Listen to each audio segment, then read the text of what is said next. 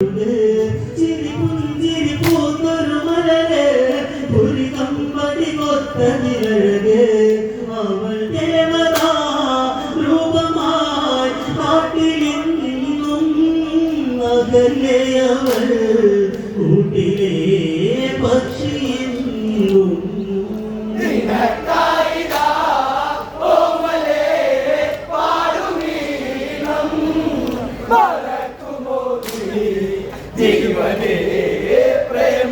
പുലരികളിൽ പുതുമ നിറഞ്ഞു ഗൗതമനോടൊത്തു കഴിഞ്ഞു രാവുകളിൽ ചേർന്നു കിടന്നു മൃദുസല്ലാപങ്ങൾ ഉണർന്നു മലർശയ്യയെ